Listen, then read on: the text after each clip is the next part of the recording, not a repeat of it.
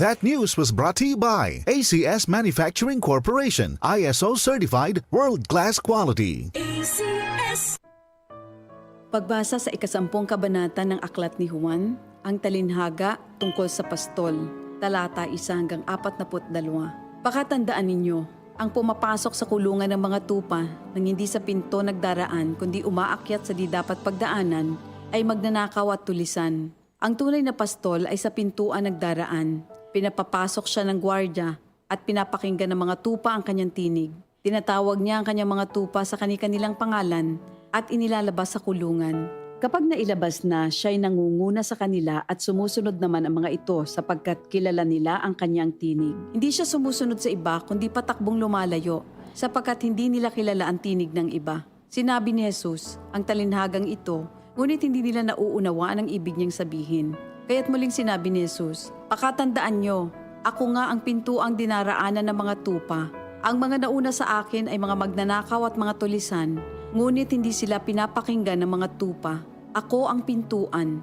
Ang sinumang pumapasok sa pamamagitan ko ay maliligtas. Papasok siya't lalabas at makakatagpo ng pastulan. Dumarating ang magnanakaw para lamang magnakaw, pumatay at manira. Naparito ako upang ang mga tupa ay magkaroon ng buhay, ng isang buhay na masagana at ganap. Ako ang mabuting pastol. Iniaalay ng mabuting pastol ang kanyang buhay para sa mga tupa. Ang bayaran ay tumatakas kapag may dumarating na asong gubat. Iniiwan niya ang mga tupa, palibhas ay hindi siya pastol at hindi kanya ang mga ito. Kaya't sinusunggaban ng asong gubat ang mga ito at binubulabog. Tumatakas siya, palibhas ay bayaran lamang at walang malasakit sa mga tupa. Ako nga ang mabuting pastol, kung paanong kilala ko ng Ama at siya kilala ko, gayon din naman kilala ko ang aking mga tupa at ako'y kilala nila. At iniaalay ko ang aking buhay para sa aking mga tupa. Mayroon akong iba pang mga tupa na wala pa sa kulungang ito. Kinakailangan sila'y ipasok ko rin at papakinggan naman nila ang aking tinig. Sa gayon magiging isa na lamang ang kawan at isa ang pastol. Dahil dito'y minamahal ako ng Ama, sapagkat iniaalay ko ang aking buhay upang ito'y kunin kong muli. Walang makakakuha ng aking buhay kusa ko itong ibinibigay. Mayroon akong kapangyarihang ibigay ito at kuning muli. Ito ang utos na tinanggap ko sa aking Ama. Dahil sa mga pananalitang ito, hindi na naman nagkaisa ng palagay ang mga Hudyo. Marami sa kanila nagsabi, talagang sinasapian na ito ng demonyo at nababaliw.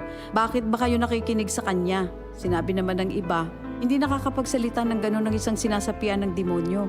Nakakapagpagaling ba ng bulag ang demonyo? Taglamig na noon at kasalukuyang ipinagdiriwang sa Jerusalem ang pista ng pagtatalaga ng templo. At habang naglalakad si Jesus sa templo, sa portiko ni Solomon, pinaligiran siya ng mga Hudyo at sinabi sa kanya, hanggang kailan mo ba kami ilalagay sa alanganin?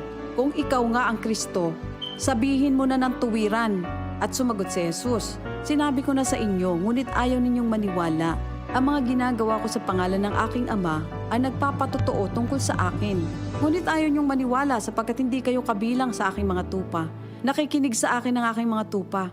Nakikilala ko sila. Sumusunod sila sa akin. Binibigyan ko sila ng buhay na walang hanggan. Kailan may hindi sila mapapahamak at hindi sila maaagaw sa akin ninuman. Ang aking Ama na siyang nagbigay sa kanila, sa akin, ay lalong dakila sa lahat at hindi sila maaagaw ninuman sa aking Ama.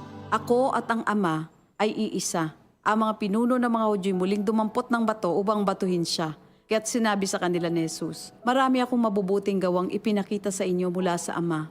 Alin ba sa mga ito ang dahilan at ako'y inyong gustong batuhin? Sumagot ang mga pinuno ng mga Hudyo, hindi dahil sa mabubuting gawa kaya ka namin babatuhin, kundi dahil sa paglapastangan mo sa Diyos, sapagkat nagpapanggap kang Diyos, bagamat tao ka lamang. Tumugon si Jesus, di ba nasusulat sa inyong kautusan? Sinabi ko, mga Diyos kayo. Mga Diyos ang tawag ng kautusan sa mga pinagkatiwalaan ng salita ng Diyos, at hindi maaaring ipawalang bisa ang sinasabi ng kasulatan. Ako'y pinili at isinugo ng Ama. Paano ninyo ngayon masasabing nilalapastangan ko ang Diyos? Dahil sa sinasabi kong ako ang anak ng Diyos? Kung hindi ko ginagawa ang mga pinapagawa ng aking Ama, huwag niyo akong paniwalaan. Ngunit kung ang ginagawa ko ay ang mga ito, paniwalaan ninyo ang aking mga gawa kung ayaw ninyong maniwala sa akin. Sa gayon matitiyak ninyong nasa akin ang Ama at ako'y nasa Kanya. Kaya tinangka naman nilang dakpin si Jesus, ngunit siya'y nakaalis. Muling pumunta si Jesus sa ibayo ng Jordan sa pook na dating pinagbautismohan ni Juan. Habang naroroon siya'y maraming lumalapit sa kanya. Sinasabi nila, si Juan ay walang ginawang himala, ngunit totoo ang lahat ng sinabi niya tungkol sa taong ito. At doon, maraming sumampalataya kay Jesus. Ito ang salita ng Diyos.